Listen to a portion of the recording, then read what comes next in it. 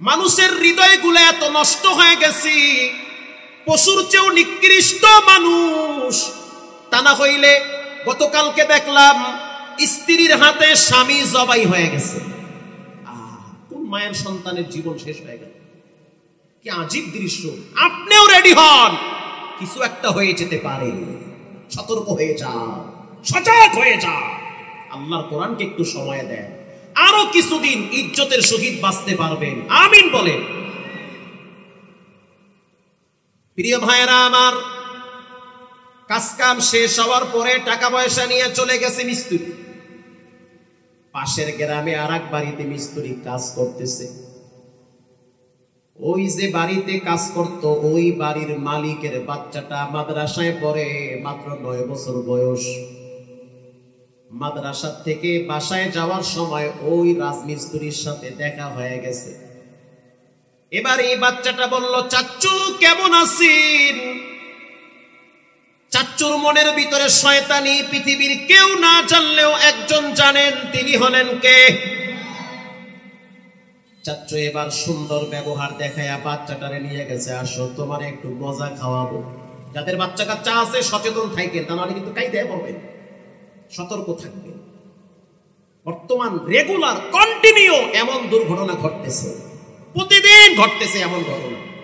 অমুকের জিম্মি করে, অমুকের গুম করে, অমুকের খুন করে, আছে না নাই? হচ্ছে প্রতিদিন। মানুষ তো আর মানুষ নাই, মানুষ হায়ওয়ান, চতুষ্পদ, কুত্তা শুয়ারের চেয়েও নিকৃষ্ট হয়ে গেছে। প্রিয় ভাইয়েরা আমার, বাচ্চাটাকে ফুসলায়া ফাসলায়া পাম্পট্টি মাইরা নিয়ে গেছে। এমন একটা জায়গায় নিয়ে গেল যেখানে বাচ্চার সাথে বাচ্চার মা বাবার কোনো সম্পর্ক নাই, যোগাযোগ বিচ্ছিন্ন।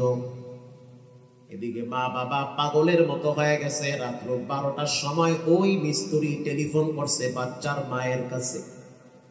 ও সন্তানের মা, সন্তানকে যদি বাঁচাইতে হয় 4 লক্ষ টাকা নিয়ে আমার সাথে দেখা করবে। কোথায় আজকে মানুষের জানমালের নিরাপত্তা? কোথায় আজকে জানমালের নিরাপত্তা? খালি দেশের দোষ দিয়েন না, সরকারের দোষ দিয়েন না।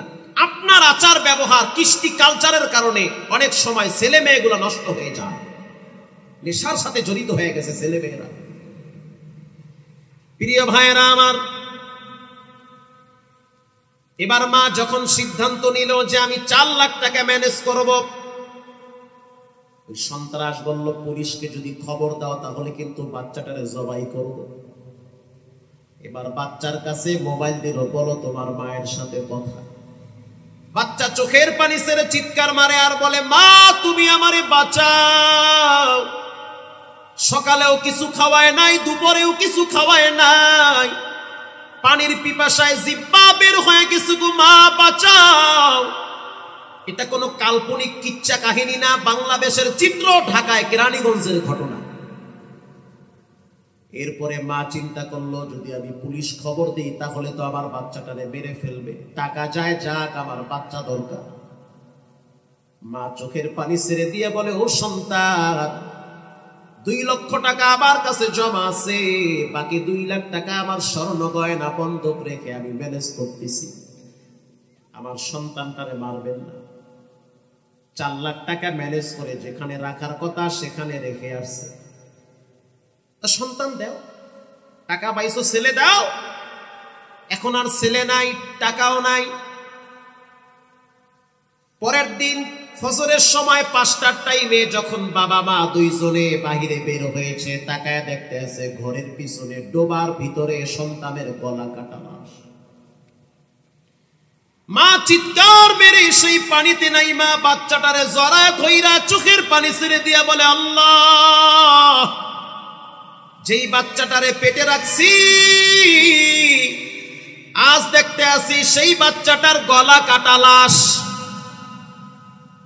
শেষ পর্যন্ত প্রশাসনের শক্ত ভূমিকার কারণে, তদন্তের কারণে আসামি ধরা পড়ে গিয়েছে, এখন জেলখানায় আছে।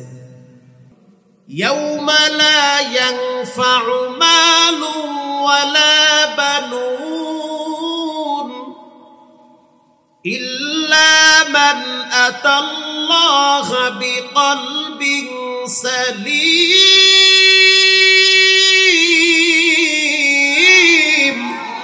বুতু করে যেই ছেলেমেয়ের সাথে বসে বসে কার্টুন দেখেন, যেই ছেলেমেয়ের সাথে বসে বসে আপনি টিকটক, পাবজি, ফ্রি ফায়ার খেলান, যেই ছেলেমেয়ের সাথে বসে বসে আপনি রিমোট নিয়ে খেলা দেখেন, কসম আল্লাহ মরার পরে কাজে আসবে না। লাইন কেটে গিয়েছে, এটা দেন, লাইন ঠিক করেন, এটা আওয়াজ হয় না। প্রিয় ভাইরা আমার, কিয়ামতের ময়দানে সম্পদ কাজে আসবে না, সন্তান কাজে আসবে না। ইল্লা মান আতাল্লাহা বিকলবিন সালিম।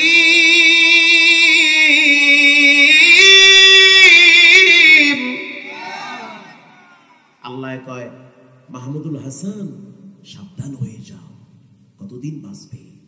দোকানে কাপড়ের কাপন চলে আসছে, তোমার মতো অনেক মাহমুদুল হাসানকে ঘাট ধরে হসপিটালে ফালায়া রাখছি। কথা কন না কা? তোমার মতো অসংখ্য যুবককে ক্যান্সার দিয়া রাস্তায় ভিক্ষা করাইতেছে।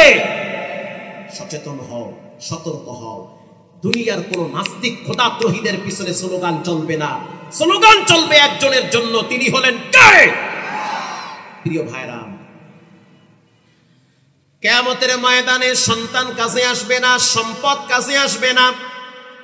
কলবে সালিম, পরিষ্কার আত্মা, হিংসা নাই, অহংকারী ভাব নাই, আমি ভাব নাই, আমি কেউ না, কিছুই না, আমার যা কিছু আছে দিয়েছেন কে?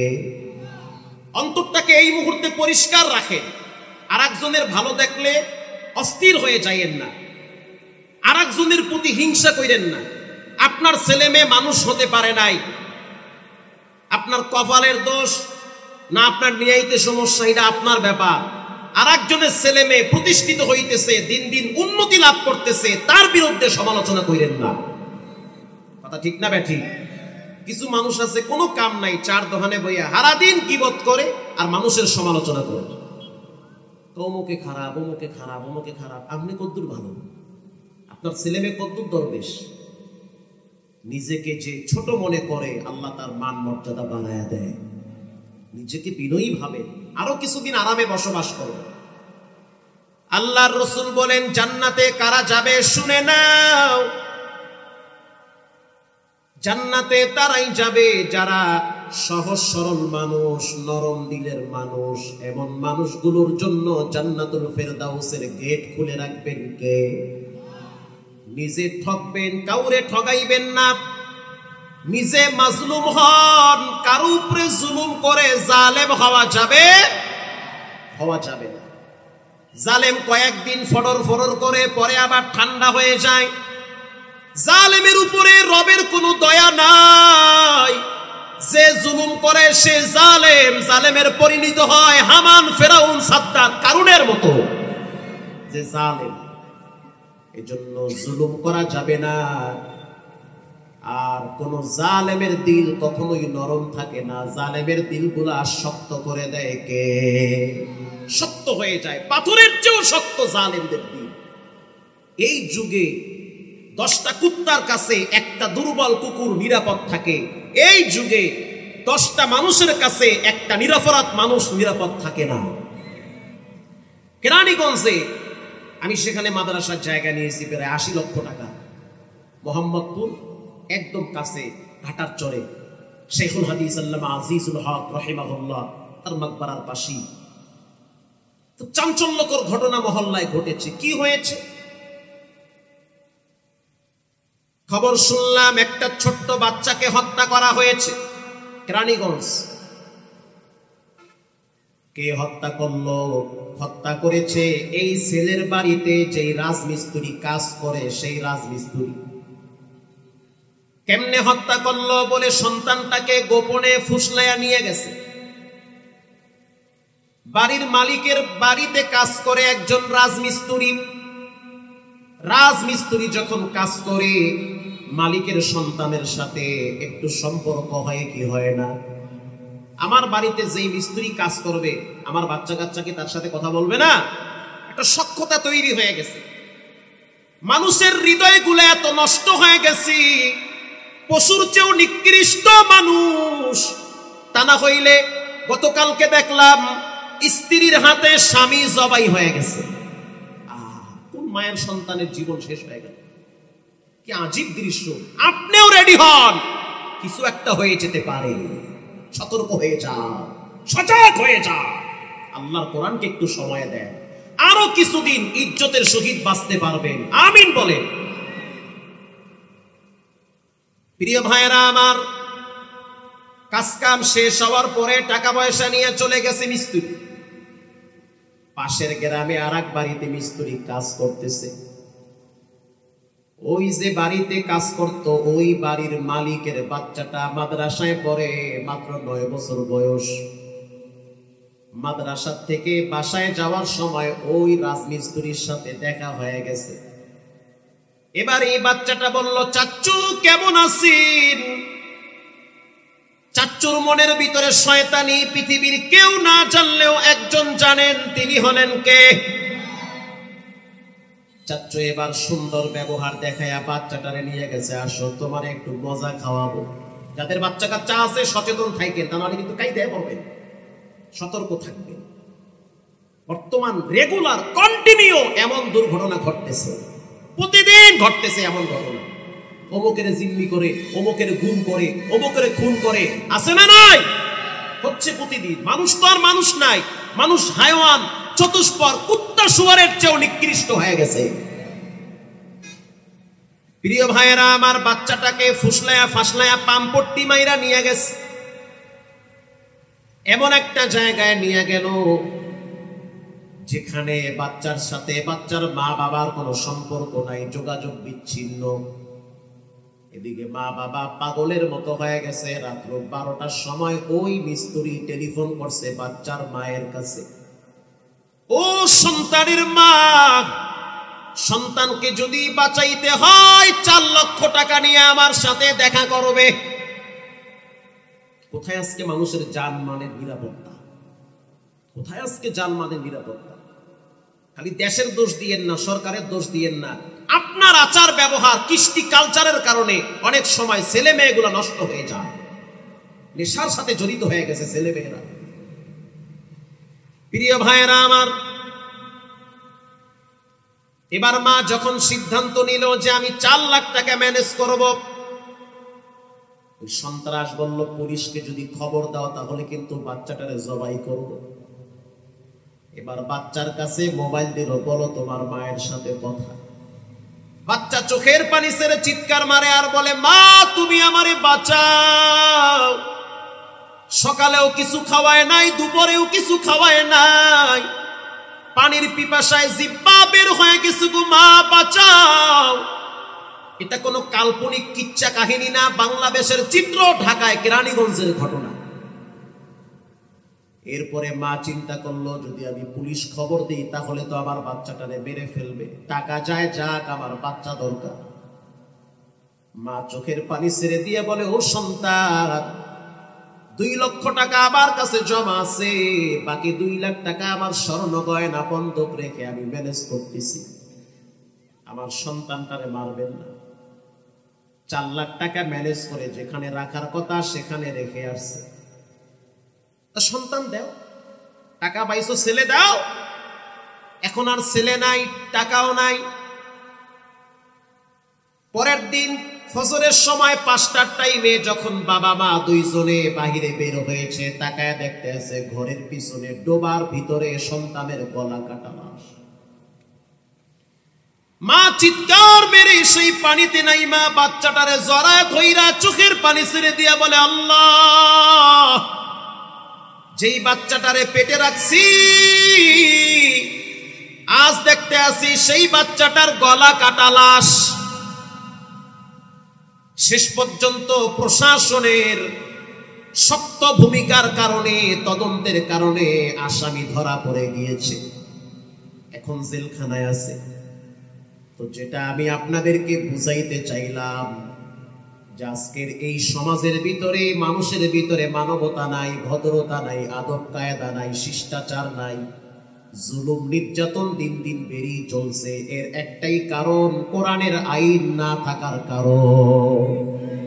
আরো বাড়ি গিয়ে কইেন ঠিক ঠিক না বেঠিক। কোরআনের আইন একটা চালু করেন, বলবেন হুজুর সৌদি আরবে তো অনেক কিছু চলে, অনেক উল্টাপাল্টা চলে বুঝলাম, কিন্তু কোরআনের কিছু আইন প্রতিষ্ঠিত আছে যার কারণে স্মরণের দোকান খুলে মসজিদে যায়, কেউ হাত দেয় না। হাত দেওয়ার আগে বারবার হাতের দিকে তাকায়, কারণ হাত দিলেই তো হিন্দু অর্ধেক যাইব না। কথা ঠিক না বেঠিক? এজন্য ভাইয়েরা আমার, আসুন এবার কোরআনের কাছে। যার ভিতরে 3টা গুণ থাকবে তার জন্য জান্নাতের গেট খুলে দেওয়া হবে। যেই আয়াত আমি আপনাদের সামনে তেলাওয়াত করলাম, আল্লাহ রাব্বুল আলামিন সেই আয়াতের ভিতরে স্পষ্ট বলেন, ইন্নাল্লাযীনা ইয়াতলুনা কিতাবাল্লাহ ওয়া আকামুস সালাহ ওয়া আনফাকু মিম্মা রাযাকনাহুম সিররা ওয়া আলানিয়াতান ইয়ারজুনা তিজারাতান লান তাবুর। 3টা গুণ অর্জন করো রে যুবক, ও ব্যবসায়ী ভাই, চাকরিজীবী ভাই, 3টা গুণ অর্জন করেন, সফলতার দরওয়াজা খুলে দিবেন কে? 3টা গুণ অর্জন করেন, বাচ্চা কাচ্চা নিয়ে আরামে থাকতে পারবেন, তা না হলে পরিণাম খুব ভয়াবহ হবে। আজকেও তো দেখলাম একজন এমবিবিএস ডাক্তার বৃদ্ধাশ্রমে কাঁদতেছে, নিজেও ডাক্তার, ছেলেমেয়েরাও ডাক্তার। ছেলেমেয়েরা বাবার কাছ থেকে পাম্পট্টি মাইরা 4 কোটি টাকা নিয়ে গেছে গা কানাডায়, আর বাবারে বৃদ্ধাশ্রমে হালায় রাখছে। বানায় লাভ হইল কই? কথা ঠিক না বেঠিক? লাভ হলো কোথায়?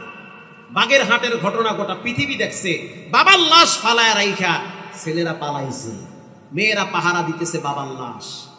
কেন? ওই পাম্পট্টি মাইরা বাবার থেকে জায়গা জমি লেখা নিছে, জানাজার সময় ছেলেরা আসলে মেয়েরা ধরবে, এজন্য পালাইছে।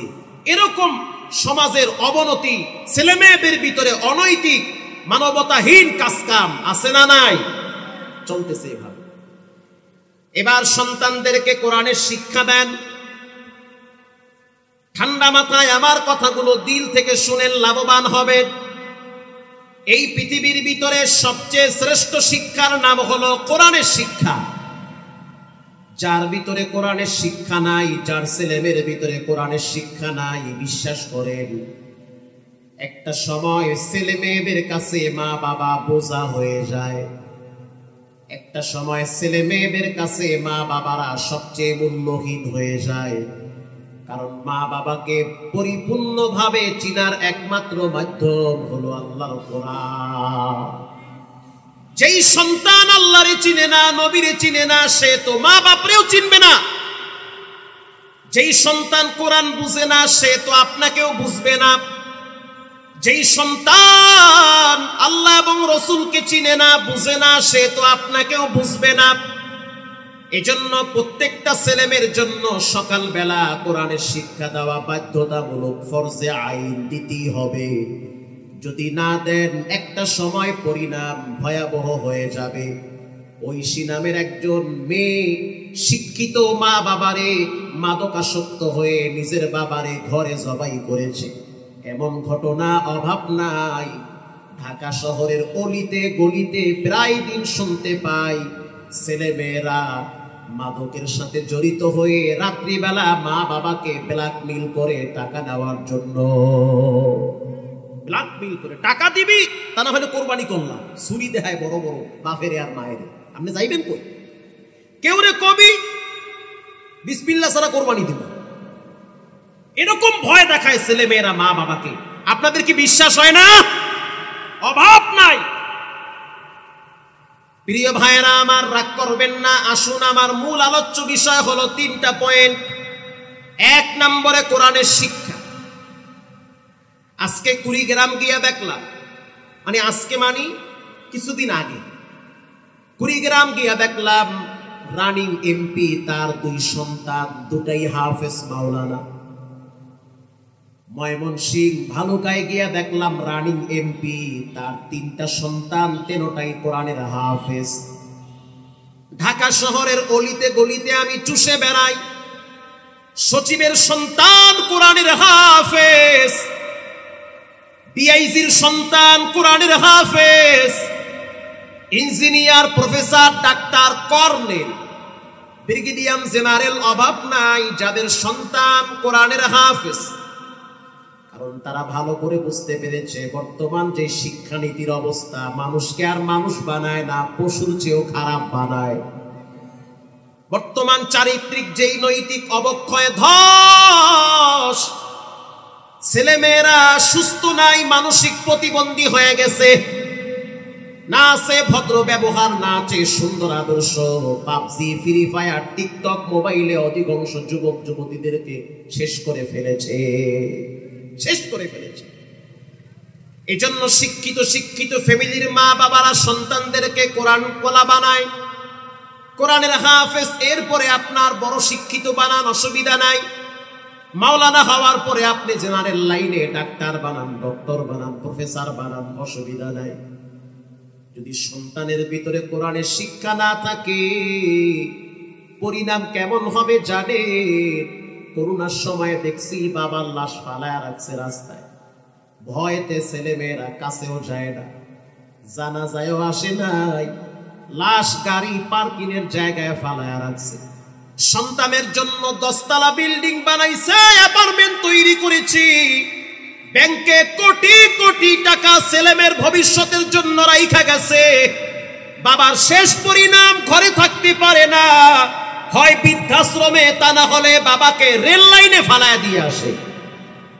এর একটাই কারণ কোরআনের শিক্ষা না থাকার কারণ। কথা ঠিক না বেঠিক?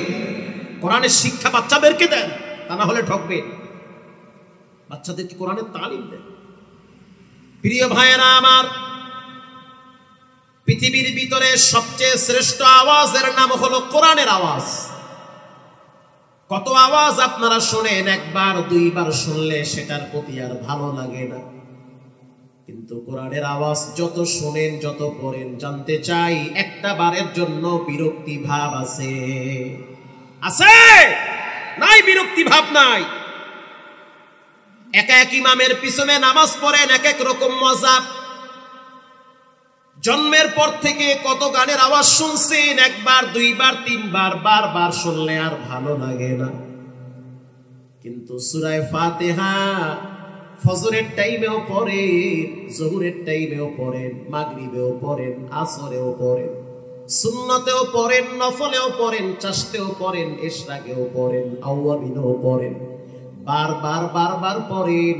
ও ফকিরহাটের মুসলমান, জানতে চাই একটা বারের জন্য এটার প্রতি মজা কমে গিয়েছে? কমে নাই।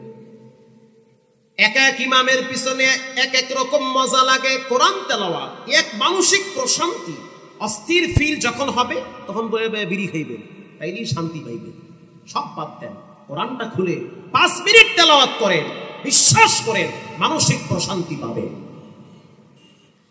জীবনে একবার দুবাই গেছি আল্লাহর দয়ায়। কুমিল্লার কিছু মানুষ দাওয়াত দিয়ে নিছে। এক এক মসজিদে বয়ান করেছি জোহরের পরে, তো ইশারের পরে বয়ান ছিল প্রায় 400 কিলোমিটার দূরে। মরুভূমি, কিচ্ছু দেখা যায় না। দীর্ঘ পথ অতিক্রম করার পর চলে গেলাম সেই মসজিদে, বিশাল এক মিনারা। তাকাইলি চোখ ঝাঁঝালো মিনারা, দৃষ্টিনন্দন মিনারা, দিলের প্রশান্তি। উজু করার জন্য উজুখানায় গেলাম, অত্যাধুনিক সব ব্যবস্থাপনা। উজু শেষ হওয়ার পরে আমরা পিছনের কাতারে দাঁড়ায় গেলাম। ইমাম সাহেব নামাজে তেলাওয়াত শুরু করলো, তাবারাকাল্লাযী বিয়াদিহিল মুলক ওয়া হুয়া আলা কুল্লি শাইইন কাদির।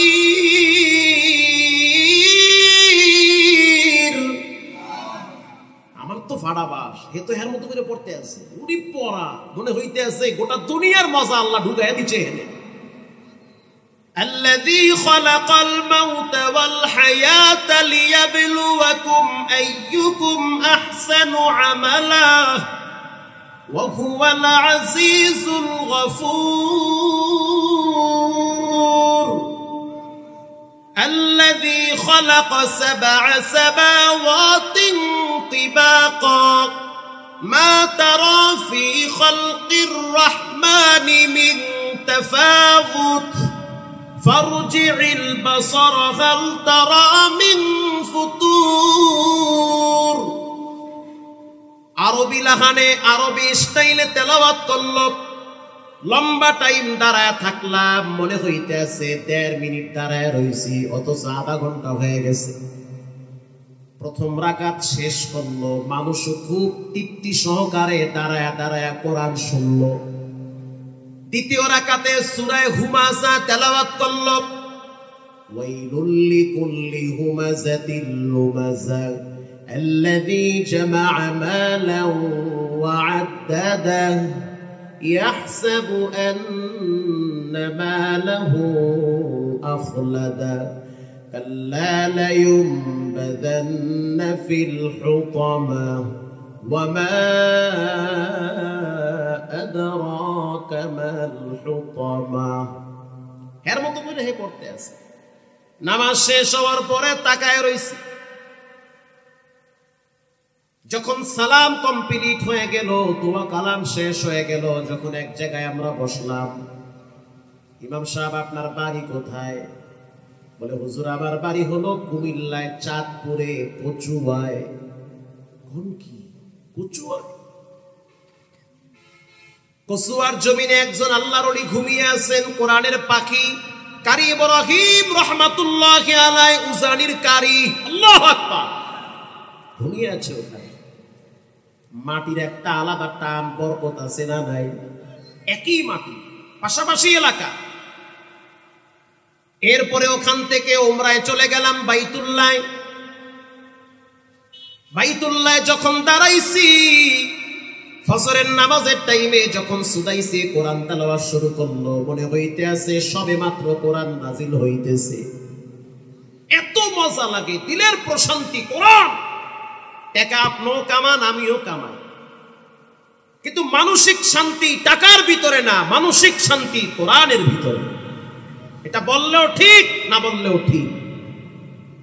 এত মসজিদের ইমাম, এত হাফেজ সাহেব, এত কারি সাহেব কয় টাকা বেতন পায়?